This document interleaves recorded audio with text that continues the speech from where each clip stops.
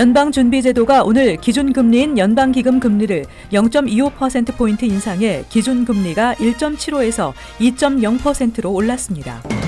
연방정부가 허위 시민권 취득자를 색출해 시민권을 박탈하는 작업에 본격적으로 나섰습니다. 어제 연방하원의 이민법안 협상이 결렬돼 오는 25일 강제 표결이 실시될 가능성이 높아졌습니다.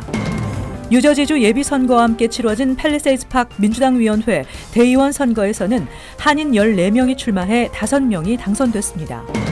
뉴저지주가 청소년 운전자들이 연루되는 교통사고를 막기 위해 미성년자 운전면허 취득 자격을 강화하는 법안을 추진합니다. 이상은 이 시각 주요 뉴스입니다. 시청자 여러분 안녕하십니까? KBN 뉴스입니다. 연방준비제도가 오늘 기준금리인 연방기금 금리를 0.25%포인트 인상했습니다. 이에 따라 기준금리는 기존 1.50에서 1.75%에서 1.75에서 2.0%로 올랐습니다. 이명주 기자가 전해드립니다. 연방준비제도는 오늘 이틀간의 연방공개시장위원회 정례회의를 통해 0.25% 기준금리 인상안을 확정해 발표했습니다. 지난 3월 0.25포인트 인상에 이어 석 달 만이자 올해 들어 두 번째 금리 인상입니다. 제로금리 이후로는 7번째 금리 인상이기도 합니다. 연준은 2015년 12월 기준금리를 0.25% 올린 것을 필두로 2016년 12월과 지난해 3월, 6월, 12월, 올해 3월까지 모두 6차례 금리 인상을 단행했습니다. 이번 금리 인상 결정은 금융시장에서 기정사실로 받아들여져 왔습니다. 시장은 올해 3월, 6월, 9월 등 최소한 3차례 기준금리가 인상될 것으로 예상해왔습니다. 특히 연준은 올 하반기 기준금리를 2차례 추가 인상해 올해 모두 4차례까지 올릴 가능성을 시사해 세계 금융시장이 적지 않은 영향을 받을 것으로 전망됩니다. KBN 뉴스 이명주입니다. 연방정부가 허위 시민권 취득자를 색출해 시민권을 박탈하는 작업에 본격적으로 나섰습니다. 이민서비스국은 조사 대상이 수천 건에 이를 것으로 추산하고 있습니다. 이민서비스국이 허위 시민권 취득자를 조사하고 시민권 박탈을 법무부에 권고하는 업무를 전담할 부서를 설치 중이라고 AP통신이 어제 보도했습니다. 리 프란시스 시스나 이민서비스국 국장은 AP통신과의 인터뷰에서 추방 명령을 받은 후 가짜 신분으로 영주권과 시민권을 취득한 의혹이 있는 사람들의 케이스를 재검토하고 혐의가 확인된 케이스는 법무부에 전달해 민사법원에서 시민권을 박탈하는 절차를 밟게 되며 경우에 따라서는 사기 혐의 등으로 형사 기소도 병행될 것이라고 밝혔습니다. 지금까지는 허위 서류 제출 등의 혐의가 드러났을 경우에만 조사가 진행됐지만 신설 부서가 설치된 후에는 조작 가능성만 있어도 적극적으로 수사할 방침입니다. LA에 본부를 두게 될 새 부서는 내년부터 본격적으로 운영될 계획이며 현재 조사 대상이 수천 건에 이를 것으로 추산하고 있는 것으로 나타났습니다. 2016년 9월 발표된 국토안보부 보고서에 따르면 추방되거나 형사법 위반 유죄 판결을 받은 이민자 31만 5천 명의 지문 기록이 신원 확인을 위한 국토안보부의 데이터베이스에 등록되지 않았다고 밝혔습니다. 연방하원은 오는 25일 이민 법안들에 대한 강제 표결이 실시될 가능성이 높아졌습니다. 어제 불법 체류 청소년 추방 유예 프로그램 다카 수혜자 구제 방안에 대한 공화당 중도파와 보수파 간의 협상이 결렬됐습니다. 어제 오후 늦게까지 연방 하원 공화당 중도파 의원과 당내 보수파들의 이민 법안 협상이 이어졌지만 합의안을 도출해내지 못했다고 폴리티코가 전했습니다. 중도파 의원들은 다카 수혜자를 비롯한 드리머들에게 시민권 취득까지 부여하는 대신 국경 보안 강화를 제시했습니다. 그러나 보수파 의원들은 직원의 체류 신분을 확인하는 전자고용 인증 E-Verify 시스템 의무화와 난민 자격 강화 등을 더 요구하면서 협상이 결렬됐습니다. 이에 따라 중도파 의원들을 중심으로 진행하고 있는 심사 배제 청원 결의를 통해 오는 25일 4개의 이민 법안들에 대한 강제 표결이 실시될 가능성이 높아졌으며 중도파 의원들은 득표수가 가장 많은 법안을 통과시켜 연방 상원으로 넘긴다는 계획입니다. 4개의 법안은 다카 수혜자들에게 임시 신분을 제공하는 대신 불법 체류자 단속 강화와 합법 이민을 축소하는 밥 그레트 법안, 다카 수혜자와 드리머들에게 시민권까지 취득을 허용하는 드림 법안, 드리머들에게 시민권까지 제공하지만 부모 초청은 할 수 없도록 하고 국경 안전을 강화하는 USA 법안과 폴 라이언 하원 의장 등이 택하는 법안 등입니다. 뉴저지주 예비선거와 함께 치러진 팰리세이드 파크 민주당 위원회 대의원 선거에서는 한인 14명이 출마해 5명이 당선됐습니다.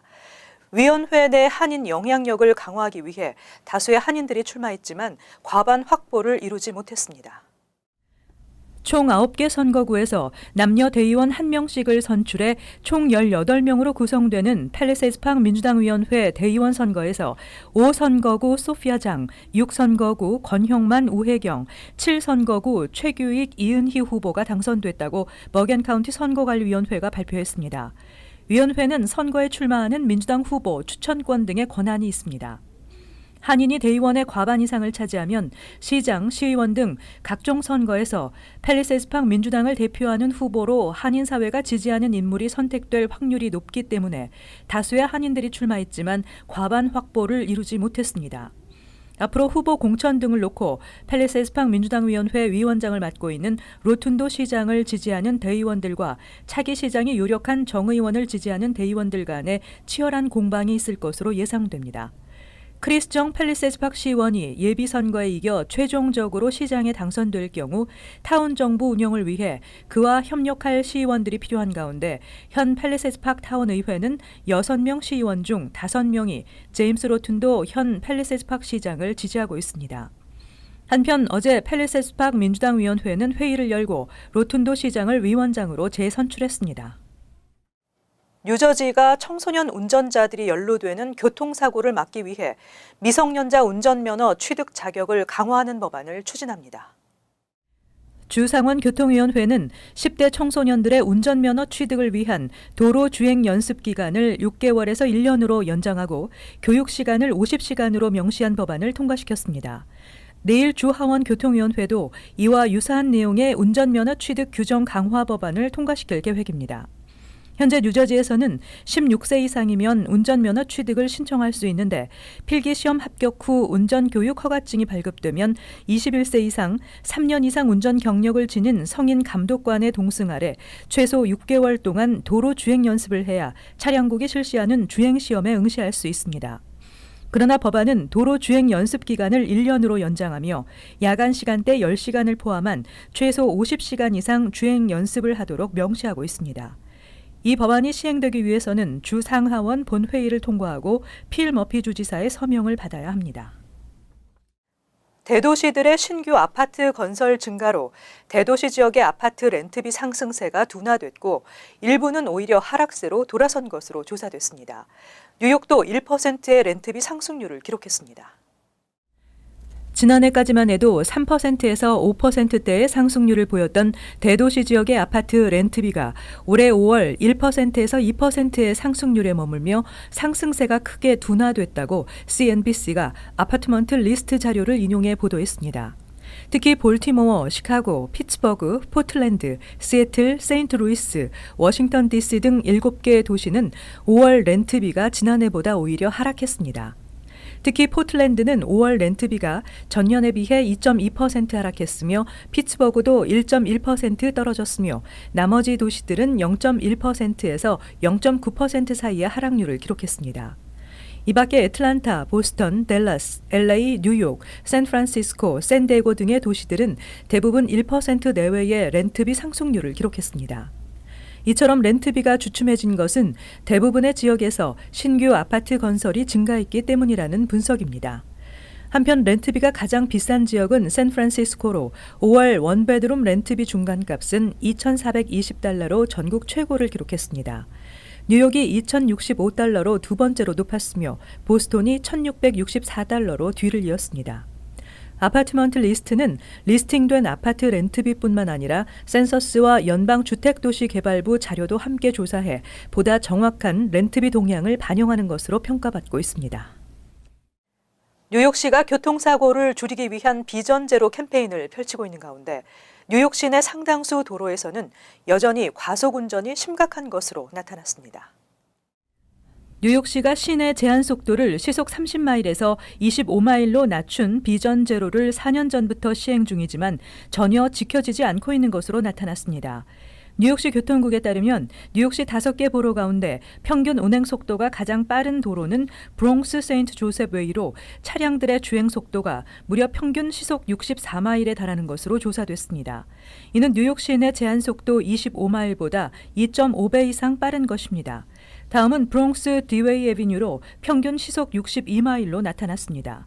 퀸즈에서는 이스트 메도우 레이크 브릿지가 시속 62마일, 벨몬트 파크 어섹스 로드 시속 61마일로 파악됐으며 브루클린 26 애비뉴 시속 58마일, 이스트 21 스트리트 시속 52마일 등이었습니다.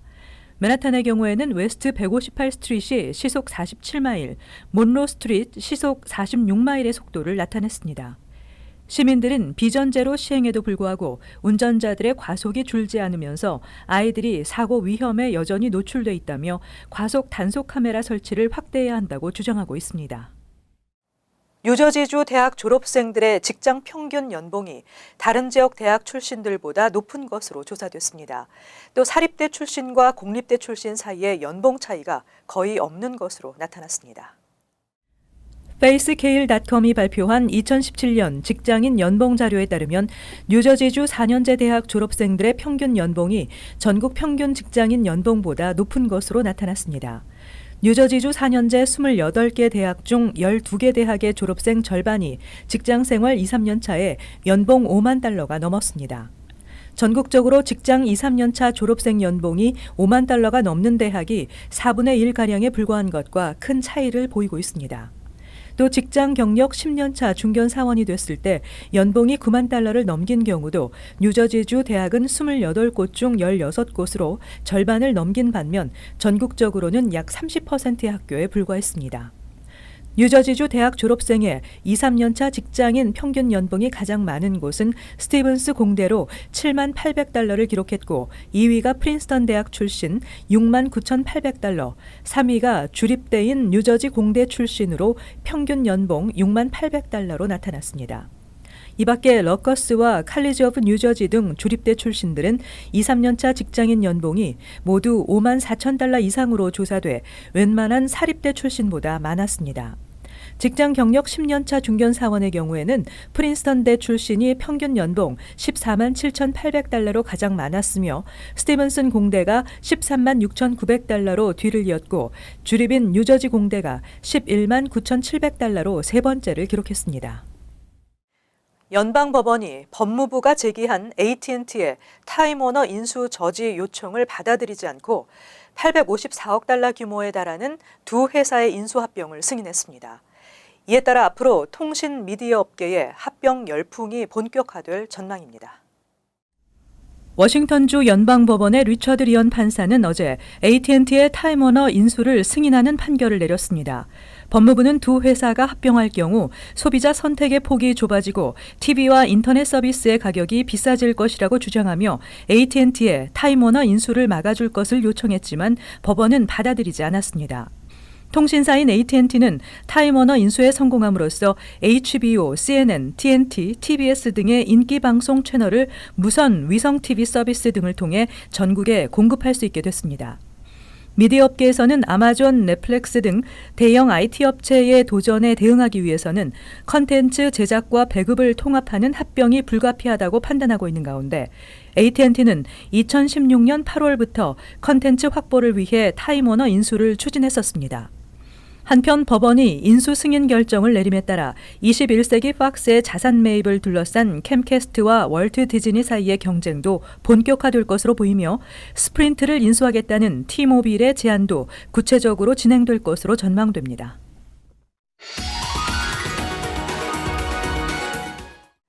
이어서 LA 지역 한인사회 소식입니다.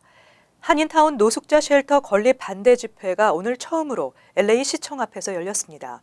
특히 지난주 노숙자 쉘터와 관련한 워크숍에서 시 당국이 한인들의 출입을 의도적으로 배제했다는 블랙리스트 의혹까지 제기되면서 주민들의 분노에 불을 지피고 있습니다.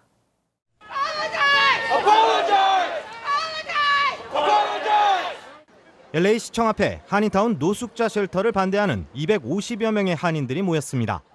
시 당국에 대화다운 대화를 요구하기 위해 LA 지역은 물론 오렌지 카운티 지역에서도 주민들이 모였고 타 커뮤니티 주민들도 시청 앞으로 나섰습니다. 처음으로 시청 앞에서 열린 집회인 만큼 주류 언론들도 대거 참석해 큰 관심을 보였습니다. 대답 없는 LA시의 답답함을 느낀 한인 학생들도 자발적으로 집회에 참여했습니다. 한국 사람의 말을 안 들어도 되겠네 그런 생각을 하면서 움직이니까 우리는 이제 모여서 이제 힘을 얻고 이제 목소리로 말해주니까 뭐가 바뀔 것 같아요. 특히 오늘 이 자리엔 이른바 한인 블랙리스트 의혹까지 제기되면서 또 한 번 한인들의 분노를 자아냈습니다. 지난주 LA 시장실이 주최한 홈리스 솔루션 워크숍에서 시 당국이 한인 참석 금지 명단을 만들어 행사 참여를 의도적으로 막았다는 겁니다. 여기 명단이 없으니까 못 들어가십니다. 이게 맞는 거죠. 그죠? 근데 그게 아니라 당신은 여기 명단에 있어서 못 들어갑니다. 이건 굉장히 이상한 얘기거든요. 근데 그 명단에 딱 보니까 우리 멤버들만 있죠. LA 시청 쪽에서는 그게 그 인바이트 온리 이벤트였다 이렇게 변명을 하고 있는데요. 그 인비테이션 레터를 보면 커뮤니티 애드보케이트는 전부 인바이트한다 이렇게 돼 있거든요.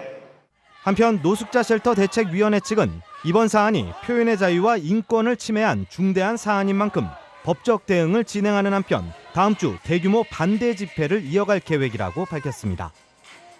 민심에 아랑곳하지 않는 LA시의 행태는 주민들의 분노에 더욱 기름을 붓고 있습니다.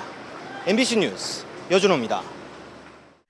도널드 트럼프 대통령이 캘리포니아 주지사 선거에 출마한 존 콕스 주지사를 적극 지지하고 있는 것으로 나타났습니다. 존 콕스 후보는 어제 샌디에고에서 열린 공화당 모임 연설을 통해 트럼프 대통령이 오는 11월 중간선거에서 자신의 최종 당선을 위해 캘리포니아주를 방문할 계획이 있다고 밝혔습니다. 앞서 트럼프 대통령이 지난달 트위터를 통해 콕스 후보의 공식 지지를 발표하면서 지지율 1위를 기록한 민주당 후보 개빈 뉴섬 후보와의 6% 차이로 11월 중간선거에 진출하게 됐습니다. 하지만 일각에서는 트럼프 대통령에 대한 캘리포니아 주민들의 반감이 큰 만큼 이번 방문이 콕스 후보의 캠페인에 어떤 영향을 미칠지 관심이 집중되고 있습니다. 이어서 간추린 소식입니다. 맨하탄에서 김영근 뉴욕시립대 교수를 폭행해 숨지게 해 살해한 혐의로 기소된 흑인 용의자가 무죄를 주장했습니다.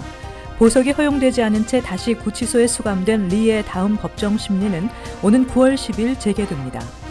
매튜 리는 지난달 13일 시리뱅크 ATM에서 현금을 인출하던 김 교수를 폭행하고 쓰러뜨린 후 현금 $300를 빼앗아 달아난 혐의를 받고 있습니다. 뉴욕 일원 한인사회 기부문화 전파에 앞장서고 있는 한인 커뮤니티 재단 KACF가 올해도 한인 비영리 단체 12군데에 $71만 보조금을 지원합니다. KACF는 올해도 경제적으로 어려운 한인과 아시안들을 위해 봉사하고 있는 단체를 선정해 보조금을 배분하게 됐다고 밝혔습니다. KACF는 신청 서류 검토, 단체 방문 등 엄격한 심사를 거쳐 수혜 단체를 최종 선정했다고 설명했습니다. $5만 $10,000짜리 복권 잭팟을 터뜨린 브롱스 모트헤븐 아파트에 거주하는 오웬 딜라드 씨가 자택 내 거실에서 칼에 찔려 숨진 채 발견됐습니다. 경찰은 이번 사건이 복권 당첨금과 관련이 있는지 수사에 나서고 있지만 현재까지 용의자를 체포하지는 못했습니다. 경찰에 따르면 달라드 씨는 목과 어깨를 수차례 칼에 찔렸으며 인근 병원으로 후송됐지만 숨을 거뒀습니다. 뉴욕 한인 봉사센터 KCS 커뮤니티 센터에서 22일까지 뉴욕시 신분증 ID NYC 임시 신청센터가 운영됩니다. 14살 이상 뉴욕시 거주자는 누구나 ID NYC를 발급받을 수 있으며 학생이나 거주지가 불분명한 경우에는 비영리 단체나 종교단체, 병원으로부터 증명서를 발급받아 제출해야 합니다. ID NYC 소지자는 문화기관의 1년 무료 회원권과 놀이공원 등에서 할인 혜택을 받을 수 있습니다.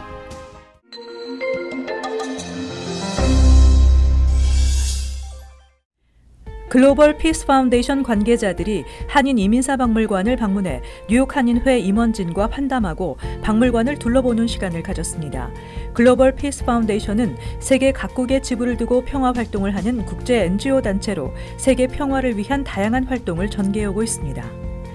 어제 저녁 세턴홀 의과대학에서 해켄색 메리디안 스쿨 오브 메디신 창립을 기념하는 코리안데이 행사를 개최하고 미술 경연대회 입상자들에게 상금과 상장을 수여했습니다. 미주 최대 아시안마켓 H마트가 한국인삼공사의 정관장과 업무 협약을 체결하고 H마트의 전 매장과 온라인 마켓에서 정관장 제품 판매를 시작했습니다. H마트는 6월 한 달 동안 정관장 전 제품을 20% 할인된 가격으로 판매합니다. 계속해서 환율과 증권 소식입니다.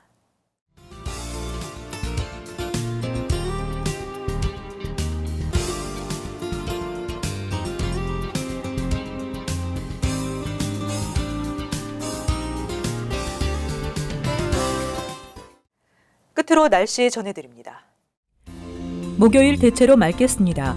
낮 최고 기온은 84도, 섭씨 영상 29도, 밤 최저 기온은 60도, 섭씨 영상 16도. 금요일 맑고 화창한 날씨 예상됩니다. 토요일 대체로 맑고 곳에 따라 흐리겠습니다. 이상으로 KBN 뉴스를 마칩니다. 시청해주신 여러분 고맙습니다.